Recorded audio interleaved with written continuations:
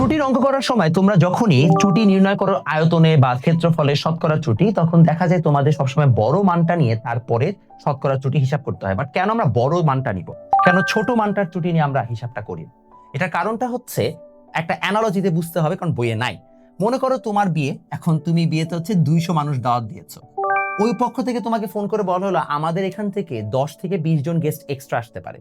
তুমি কি করলা, লোয়ার লিমিট 10কে ধরে 10টা হচ্ছে যে খাবার এক্সট্রা নিলা।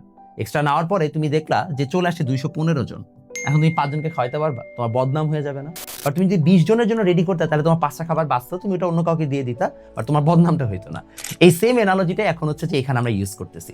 তুমি যখন কোনো একটা ম্যাটেরিয়াল ডিজাইন করো, তুমি সবসময় সর্বোচ্চ ত্রুটি যতটুকু হইতে পারে ওটাকে মাথায় রেখে তুমি ডিজাইনটা করো। তুমি যদি এখন ত্রুটি হিসাব করার সময় সবচেয়ে লোয়ার লিমিটের ত্রুটিটা ধরো, তাহলে there is a high possibility যে ওইটার থেকে বেশি ত্রুটি হলে তোমার ম্যাটেরিয়ালটা ক্র্যাশ করবে বা তোমার ডিজাইনটা ক্র্যাশ করবে। এই জন্য আমরা যখন ইঞ্জিনিয়াররা কোনো একটা কিছুকে ডিজাইন করি, আমরা ম্যাক্সিমাম কতটুকু ত্রুটি বা এরর আসতে পারে সেটাকে কনসিডার করে তারপরে হচ্ছে জিনিসটাকে ডিজাইন করি। এটা কি পরীক্ষায় আসবে? না। বাট এটা কি জানা উচিত? আই গেস হ্যাঁ। এবং আমরা আমাদের কোর্সেসগুলোতে এভাবে তোমাকে ডিটেইলে প্রতিটা জিনিসকে ভেঙে ভেঙে বোঝানোর চেষ্টা করব। Probably not the best example, but জানলে ক্ষতি কোথায়।